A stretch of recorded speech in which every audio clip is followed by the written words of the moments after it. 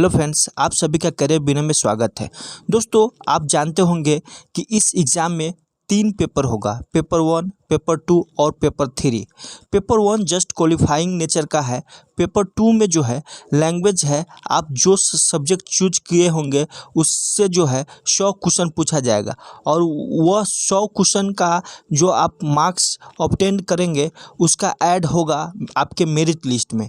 तो आज हम हिंदी लैंग्वेज का 100 क्वेश्चन लेकर आए हैं और ये प्रैक्टिस सेट 8 है। इससे पहले 7 प्रैक्टिस सेट हो चुका है। अगर अभी तक आप प्रैक्टिस सेट नहीं देखे हैं तो इसका प्लेलिस्ट बना हुआ है, आप जाकर देख सकते हैं। दोस्तों, इस प्रैक्टिस सेट का मैं पीडीएफ जो हो 3 घंटा या 4 घंटा पहले अपलोड कर चुका हूं अपने टेलीग्राम पे। अगर आप बनाए होंगे या सॉल्व किए होंगे तो ज़रूर आप मिलाइएगा और इसमें जो है मैं डिटेल से बात करूंगा और कोशिश करूंगा कि इसमें 100% एक्यूरेसी के साथ आपके पास आंसर जाए। तो चलिए दोस्त, अब हम स्टार्ट करते हैं।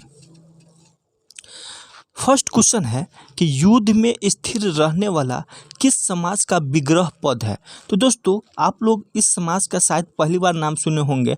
अलूक तत्पुरुष समास का ये एग्जाम्पल है। दोस्तों, अलूक तत्पुरुष समास कहते किसको है? जब किसी समस्त पद के प्रथम पद में कारक चिन्ह किसी न किसी रूप में विद्यमान रहे, अर्थात प्रथम पद जो है संस्कृत के विभक्त रूपों की तरह जो है लिखा जाए तो वह अलूक तत्पुरुष समास कहा जाता है। जैसे मनसिज यानी मन में जन्म लेने वाला, युधिष्ठिर युद्ध में स्थिर रहने वाला, ये सभी जो है अलूक तत्पुरुष समास का एग्जाम्पल है। अगला क्वेश्चन है, नीलगाय में कौन सा समास है? तो दोस्तों, यहाँ पे नील है गाय, जो नील गाय। दोस्तों, तो इसमें जो है एक विशेषण है और विशेष्य है। विशेषण नीली हो गया और गाय जो है विशेष्य हो गया। तो जिसमें विशेषण और विशेष की विग्रह हो तो वह कर्मधारय समास से होता है। तो इसका आंसर क्या हो जाएगा? कर्मधारय समास। अगला क्वेश्चन है, कागजी घोड़े दौड़ाना मुहावरे का अर्थ होगा। तो दोस्तों, इस मुहावरे का अर्थ है, क्या अर्थ है? व्यर्थ की लिखा पढ़ी करना। कागजी घोड़े दौड़ाना मुहावरे का अर्थ है व्यर्थ की लिखा पढ़ी करना। अगला क्वेश्चन है, पारा उतरना मुहावरे का अर्थ क्या है? तो इस मुहावरे का अर्थ है कि क्रोध कम होना। हम लोग अपने गांव के भाषा में भी इस चीज़ का उपयोग करते हैं कि आपका टेम्परेचर बढ़ा हुआ है तो टेम्परेचर उतारना ज़रूरी है, यानी क्रोध कम करना ज़रूरी है। तो क्रोध कम होना, पारा उतरना मुहावरा है। अगला है, मानव शब्द के लिए उपयुक्त भाववाचक संज्ञा का चयन कीजिए। तो दोस्तों, मानव को हम अब अगर भाववाचक संज्ञा में व्यक्त करेंगे तो इसका अर्थ क्या हो जाएगा? मानवता।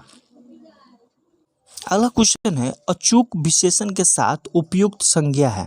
तो अचूक विशेषण है और इसका संज्ञा क्या है? तो निशाना जो है इसकी संज्ञा है। अगला है, तू, तुम, आप, तुझे, तुमको, तुम्हारा किस पुरुष से संबंधित है? तो किस पुरुष से संबंधित है? तो ये जो है मध्य पुरुष से संबंधित है। अगला है, निम्नलिखित में सर्वनाम है मनुष्य, यह, सभा और हिमालय। दोस्तों, हम लोग जानते हैं कि संज्ञा के बदले में जिस शब्द का उपयोग करते हैं उसको सर्वनाम कहते हैं। तो यहाँ पे संज्ञा के बदले में यह प्रयोग किया जा सकता है, तो यह सर्वनाम है। अगला है, राम की गाय चरती है वाक्य में कौन सा कारक है? तो इसका भी हम लोग हर प्रैक्टिस सेट में 8 कारक जो है उसका प्रतीक चिन्ह के बारे में चर्चा करते हैं। तो राम की, तो यहाँ की है कारक, तो की जो है संबंध कारक है। उसने टेढ़ी चाल चली में वाक्य में कौन सा कारक है? तो उसने, तो ने किससे होता है? कर्ता ने, तो कर्ता कारक हो जाएगा। अगला है दोस्तों, कारक उसे कहते हैं जो आपको क्रिया से ऐड हुआ रहता है, इसको जो है कारक कहते हैं। जैसे राम की गाय चरती है, तो चरना क्या है? यहाँ क्रिया है, तो की है, तो की हो गया कारक। अगला क्वेश्चन है, जहाँ न पहुँचे रवि वहाँ पहुँचे कवि, कौन सा उपवाक्य है? तो दोस्तों, यह क्रिया विशेषण का उपवाक्य है। किसका है? क्रिया और विशेषण का उपवाक्य है। अगला क्वेश्चन है, लोभी किस विधि से निर्मित विशेषण है? तो किस विधि से निर्मित विशेषण है? तो ये प्रत्यय विधि से निर्मित विशेषण है। अगला क्वेश्चन है, लड़का सोता है वाक्य संबंधित है। तो यह वाक्य जो है सकर्मक क्रिया से संबंधित है। किससे? सकर्मक क्रिया से। मैं घर जाता हूँ, इस वाक्य में मुख्य क्रिया की पहचान करना है। तो दोस्तों मैं घर जाता हूँ, तो यहाँ मुख्य क्रिया जाता हूँ। अगला है, संस्कृत में किसी शब्द के कुल कितने रूप में विभक्ति और वचनों के आधार पर बनते हैं? तो दोस्तों यह जो है 24 रूप में विभक्ति और वचनों के आधार पर जो है संस्कृत शब्द बनता है 24। अगला है, हिंदी में अधिकांश शब्द किस भाषा से आए हुए हैं? तो दोस्तों हिंदी में जो है अधिकांश शब्द जो है संस्कृत भाषा से आया हुआ है। अगला है, सन 1955 में गठित प्रथम राजभाषा आयोग में सदस्यों की कुल संख्या कितनी थी? तो दोस्तों सदस्यों की कुल संख्या 21 थी। हम लोग जानते हैं कि राष्ट्रपति को सिर्फ राष्ट्रपति को ही ये अधिकार है किस आर्टिकल के थ्रू? आर्टिकल 344(1) के तहत जो है ये राजभाषा आयोग का गठन कर सकता है। तो 7 जून 1955 को, कब? 7 जून 1955 को, उस समय डॉक्टर राजेंद्र प्रसाद उस समय राष्ट्रपिता कौन थे? तो डॉक्टर राजेंद्र प्रसाद थे। तो उन्होंने जो है श्री बीजी खैर की अध्यक्षता में ये राजभाषा आयोग का गठन किया। इसका अध्यक्ष कौन था? श्री बीजी खैर। तो इनके अध्यक्षता में जो है राजभाषा आयोग का गठन किया गया और उसमें जो है 21 सदस्य था। अगला है, संविधान के किस अनुच्छेद के अनुसार संघ की राजभाषा हिंदी और लिपि देवनागरी है? तो किसके अनुसार? अनुच्छेद 343 के अनुसार। अगला है, निम्नलिखित में हस्ती किस शब्द का तत्सम रूप है? तो किस शब्द का है? तो दोस्तों हस्ती जो है हाथी का तत्सम रूप है। अगला है, आग का तत्सम रूप? तो अग्नि हो जाएगा। अगला है, किसी शब्द में पहले विद्यमान ध्वनि का उसके परिवर्तित रूप में न पाया जाना क्या कहलाता है? तो दोस्तों इसके परिवर्तित रूप में न पाया जाना उसको जो है उसको लोप कहते हैं। दोस्तों अगर आपको अच्छा लगे तो कमेंट ज़रूर कीजिए और फिर ऐसा कमेंट कीजिए जो हमको और इंटरेस्टेड बनाए और हम बेहतर प्रैक्टिस से ला सके। दोस्तों अगर आप क्वेश्चन को सॉल्व किए हैं तो ज़रूर अपना मार्क्स शेयर कीजिएगा ताकि मैं समझ सकूं कि आपका ध्यान जो है कितना है पढ़ाई पे। तो ज़रूर आप शेयर कीजिएगा। अगला है, बीनु गुर होई ज्ञान में भाषा परिवर्तन का कौन कारक है? तो कौन कारक है? तो लयात्मकता कारक है। अगला है, शिल्पगत आधार पर दोहे से उल्टा छंद है। तो कौन है? सोरठा है दोस्तों। सोरठा जो है शिल्पगत गत जो है आधार पर दोहे से उल्टा छंद है। अगला है, सोहत ओदे पित पट श्याम सोलेने गत मनहु नील मणि शैल पर आतप पर थे प्रभात कौन अलंकार है? तो दोस्तों इसमें जो है उत्प्रेक्षा अलंकार है। अगला है, कविता कवि व्यक्तित्व की अभिव्यक्ति नहीं है, व्यक्ति से पलायन है। यह कथन किसका है? दोस्तों यह कथन जो है टी.एस. इलियट का है। अगला है, आदिम आवेगों की सत्ता को किसने स्वीकार किया था? तो किसने स्वीकार किया? तो ये रिचर्ड्स ने स्वीकार किया। अगला है, पत्र के संबंध में निम्नलिखित में से किसको अभिवादन कहते हैं? तो किसको अभिवादन कहते हैं? तो सुभाषिस को जो है अभिवादन कहते हैं। अगला है, राजपत्र में प्रकाशित होने वाला पत्र इनमें से कौन सा है? तो कौन है? अधिसूचना। अगला है, आसन मारी डिम्ब धरी बैठे में षडिम्ब धरनाश क्या है? तो दोस्तों यह आडंबर करना होता है इसका। अगला है, कौन गुर में लिपट कर अपना प्राण त्याग देता है? तो दोस्तों चींटिया जो है गुर में जो है लिपट कर अपना प्राण जो है त्याग देता है। अगला है, सूरदास के अनुसार सच्चा राजधर्म क्या है? तो दोस्तों सूरदास के अनुसार सच्चा राजधर्म वही है जो प्रजा का हित करना जानता हो। अगला है रामचरितमानस किसकी कृति है? तो दोस्तों रामचरितमानस जो है ये तुलसीदास की कृति है। दोस्तों बिहारी की रचना का क्या नाम है? तो दोस्तों ये एक ही रचना किए थे, बिहारी सतसई। अगला है देखी दोपहरी में कौन सा अलंकार है? तो दोस्तों देखी दोपहरी में अनुप्रास अलंकार है। अगला है निम्नलिखित में से कौन सी रचना रसखान की नहीं है? तो प्रेम पचीसी जो है रसखान की नहीं है। बाकी बस सुजान रसखान सातक, प्रेम वाटिका, ये सब जो रचना है रसखान की है। प्रेम पचीसी किसकी रचना है? तो ये प्रेमचंद्र की है और 1914 ईस्वी में इसका प्रकाशन हुआ था। प्रेमचंद्र 1914 ईस्वी में प्रेम पचीसी रचना किए थे। विद्यापति के बाल सखा थे। तो दोस्तों विद्यापति के बाल सखा जो है राजा शिव सिंह थे। कौन थे? राजा शिव सिंह। और विद्यापति का और रचना क्या है? तो कीर्तिलता है। क्या है? कीर्तिलता।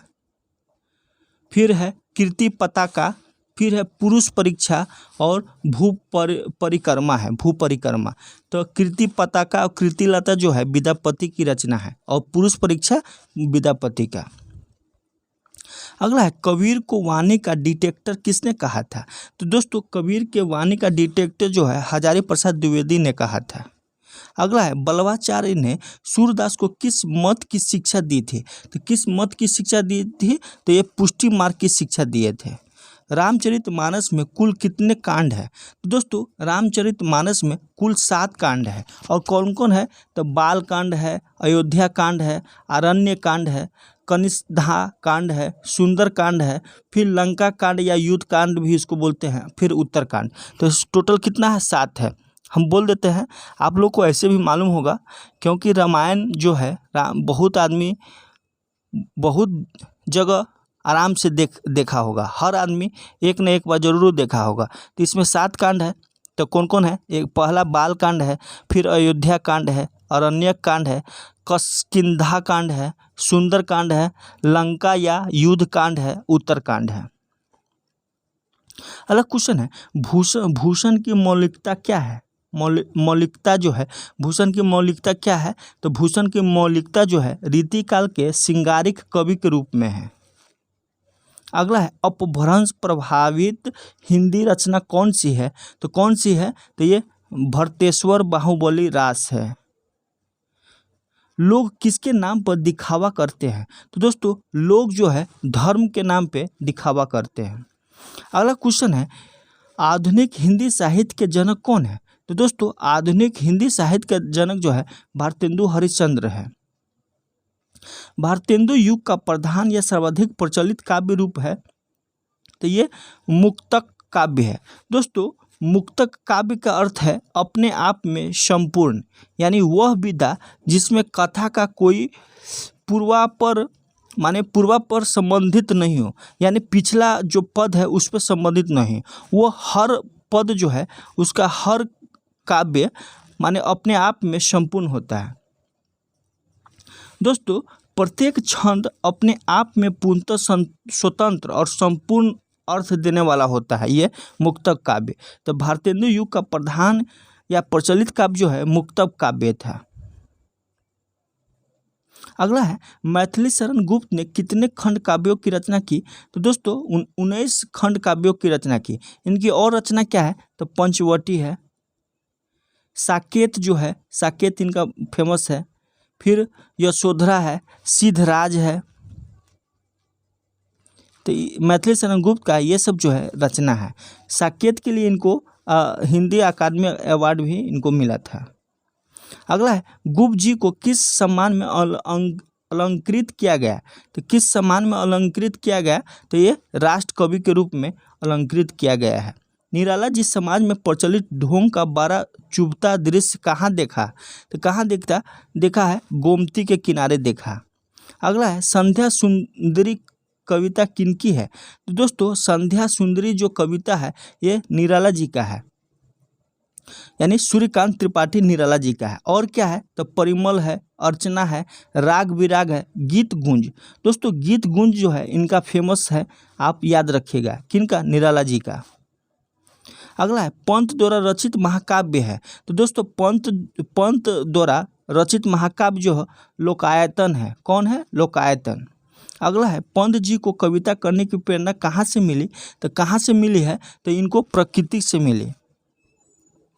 अगला है महादेवी वर्मा जी के प्रथम काव्य संग्रह का नाम क्या है? तो दोस्तों इनका प्रथम काव्य संग्रह जो है निहार है। अपनी वेदना को मधुमय पीड़ा किसने कहा? तो दोस्तों यह जो है महादेवी वर्मा ने कहा। अगला है दार्शनिक दृष्टि से प्रसाद थे। तो दार्शनिक दृष्टि से प्रसाद क्या थे? तो दोस्तों ये शैव थे। क्या थे? शैव। अगला है पांडे बेचन शर्मा उग्र की व्यंग्य कविताओं में क्या मिलती है? तो दोस्तों उल्लास मिलती है, खुशी मिलती है। अगला है दिनकर की मनुज का श्रेय कविता किस रचना से उद्धत है? तो किस रचना से उद्धत है? तो ये कुरुक्षेत्र से उद्धत है। अगला है परशुराम की प्रतीक्षा काव्य की रचना कब हुई थी? तो कब हुई थी? तो दोस्तों ये 1963 ईस्वी में हुई थी। अगला है अज्ञेय किस वाद के प्रणेता थे? तो किस वाद के प्रणेता थे? तो ये प्रयोगवाद के जो है प्रणेता थे। अगला है अज्ञेय जी कब आकाशवाणी में कार्यरत रहे? तो दोस्तों ये 40 से लेकर 42 ईस्वी तक के आकाशवाणी में कार्यरत रहे और 43 से 45 जो है अंग्रेज के सैनिक थे। अगला है नागार्जुन का वास्तविक नाम क्या है? तो दोस्तों नागार्जुन का वास्तविक नाम जो है वैद्यनाथ मिश्र है। अगला है कौन प्रगतिवादी कवि बाबा नाम से प्रसिद्ध है? तो ये नागार्जुन है। अगला है सर्वेश्वर दयाल सक्सेना का जीवन काल क्या है? दोस्तों इनका जीवन काल जो है 15 सितंबर 1927 से लेकर ये 1983 ईस्वी तक था। दोस्तों इनकी जन्म जो है ये बस्ती में हुआ था जो यूपी में है। तो यूपी में हुआ था। दोस्तों इनकी और रचना क्या है? खूंटियों पर टंगे लोग और पागल कुत्ता का मसीहा। फिर बकरी जो है इनका फेमस है, बतूता का जूता, ये इनकी रचना है। अगला है सर्वेश्वर दयाल सक्सेना का पहला कविता संग्रह कौन सी है? तो पहला कविता संग्रह जो है काठ की घंटियाँ है। अगला है धूमिल की काव्य शिल्प में एक जबरदस्त क्या है? तो गर्माहट है। अगला है धूमिल की शैक्षणिक योग्यता क्या थी? तो धूमिल की शैक्षणिक योग्यता जो है हाई स्कूल तक ही था। अगला है होरी की गाय को जहर किसने दिया? तो दोस्तों होरी की गाय को जो है इनके भाई की पत्नी हीरा ने जहर दे दिया था। गाय जो है भोला का था और भोला के एक विधवा लड़की थी, उसका नाम आप बताइए, जिनको है गोबर से प्यार हो गया था। तो आप उसका नाम बताइए, विधवा जो धनिया या चुनिया इसी में से एक है, आप लोग कमेंट कीजिए। अगला है भयंकर बीमारी के कारण कौन कुओं में दवा डालना चाहता था? तो जो ये कौन डालना चाहता था? तो रामदास। अगला है सिपालगंज में रंगनाथ के कौन रहते थे? तो सिपालगंज में रंगनाथ के जो है मामा रहते थे। अगला है मुंशी प्रेमचंद्र ने किस पत्रिका की स्थापना की थी? तो किस पत्रिका की स्थापना की थी? तो हंस पत्रिका की स्थापना की थी। मेरीगंज गांव के मुख्य फसल की पैदावार इनमें से कौन नहीं था? तो कौन नहीं था? तो धान, पाट ये सब था, लेकिन जौ नहीं था। दोस्तों मेरा 12 वीडियो हिंदी में अपलोड है, अगर आप देख लेते हैं तो 60% क्वेश्चन इसमें सही कीजिएगा। अगला है राग दरबारी उपन्यास में बच्चों का अड्डा कहाँ बनता चला गया? तो ये कॉलेज में बनता गया। अगला है डॉक्टरों के द्वारा रोग से लड़ने वाले उपाय टीका लगाना इनमें यादी लोग किस डर से मना कर देते थे? तो किस डर से मना करते थे? तो शीतलता के डर से। अगला है यौवन तेरी चंचल छाया शीर्षक नेपथ्य गीत ध्रुव स्वामिनी नाटक को किस अंक में है? किस अंक में है? तो ये जो है ये किस अंक में है? तो ये द्वितीय अंक में है। अगला है पुरुष एक स्त्री से किसके घर जाने की बात कहता है? तो किसके घर जाने की बात कहता है? सिंघानिया के घर। अगला है भारत दुर्दशा नाटक के आधार पर भारत दुदैव किस फौजदार को भेजने को कहता है? तो ये सत्यानाश को। दोस्तों आप लोग कमेंट कीजिए कि भारत दुर्दशा के लेखक कौन है, माने कौन रचना किया है। बहुत बार चर्चा की है। खिग्गल कौन था? दोस्तों खिग्गल जो है शक राज का दूत था। अगला क्वेश्चन है स्त्री की छोटी लड़की की आयु कितनी है? तो यह 12-13 वर्ष की थी। अगला है शराबी किस नदी के तट पर गाया? तो किस नदी के तट पे गाया? तो ये गोमती नदी के तट पे। अगला है ठाकुर का कुआं पाठ के आधार पर दबे पांव ठाकुर के कुएं पर कौन चढ़े? तो वही जो जोखू की पत्नी थी गंगी, वही चढ़ी। दोस्तों ये भी कहानी मैं बहुत अच्छा से सुनाया हूँ, ठाकुर का कुआं। आप एक बार देख लेंगे तो जरूर क्वेश्चन बनेगा। नीलम देश की राजकन्या किस विधा की रचना है? तो दोस्तों ये जो है कहानी है और इनका लेखक कौन है? तो ये जैनेंद्र है। कौन है? जैनेंद्र कुमार। अगला क्वेश्चन है परिंदे शीर्षक कहानी में किस पात्र को केंद्रीयता मिली है? तो दोस्तों ये लतिका है। लतिका जो है इसमें क्या है? नायिका है। क्या है? नायिका। और ये जो तीनों दिया है mister Mukherjee, major Grace Negi और मी ह्यूबर्ट, ये अन्य पात्र है। दोस्तों करीमुद्दीन जो है एक करीमुद्दीन पात्र है जो हॉस्टल का नौकर होता है। और पात्र है जैसे जूली है, हॉस्टल की लड़की है। जूली कौन है? हॉस्टल की लड़की।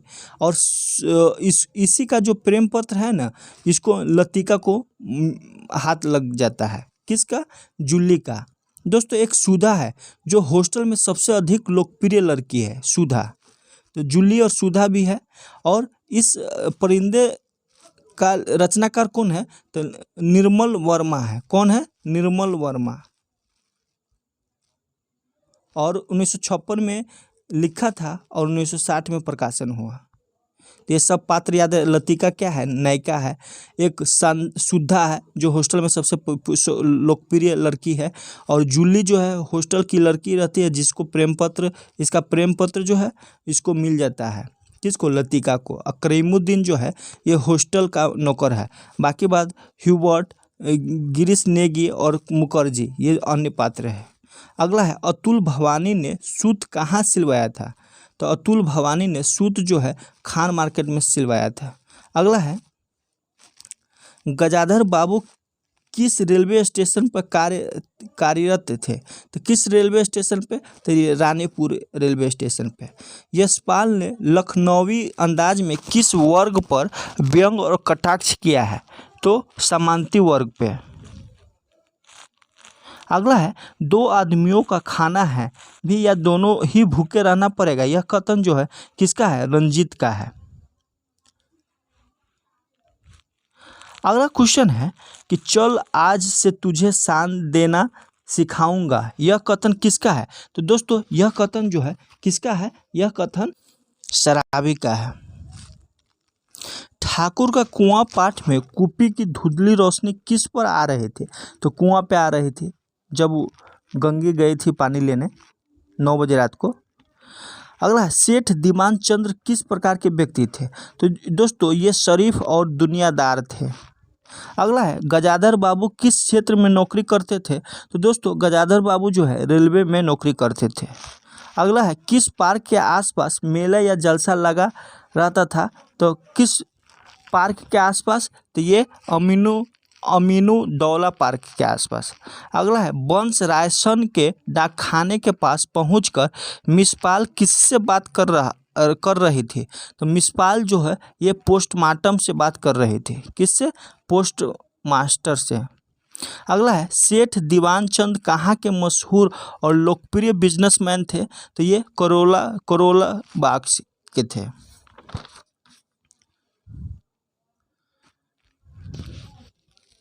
अगला है गजाधर बाबू नौकरी के कारण प्राय कहाँ रहते थे? तो ये छोटे स्टेशनों पर रहते थे। प्राणी हिंदी नामक किसने किया? नामकरण किसने किया? प्राणी हिंदी नामकरण किसने किया? तो दोस्तों यह जो है चंद्रधर शर्मा गुलेरी ने किया था। अगला है अपनी पहेलियों और मुक्करियों के लिए जाने जाते हैं। तो कौन जाने जाते हैं? तो ये अमीर खुसरो जो है अपने पहेलियों और मुक्करियों के लिए जाने जाते हैं। प्राकृत पैंगलम के रचयिता कौन है? तो प्राकृत पैंगलम की रचयिता जो है वंशीधर है। अगला है, कबीर के परलोकवास होने पर उनकी गद्दी किन्हें मिली? तो धर्मदास को मिला है। किसको मिली? धर्मदास को। अगला है, नागफनी का देश किस काल की रचना है? तो दोस्तों ये आधुनिक काल की रचना है और इसकी रचनाकार कौन है? तो अमृत राय है। कौन है? अमृत राय। अगला क्वेश्चन है, कहानी संग्रह दूसरा ताजमहल के लेखिका है? तो दूसरा ताजमहल की लेखिका जो है नासिरा शर्मा है। अगला है, भोलाराम का जीव किस विधा की रचना है?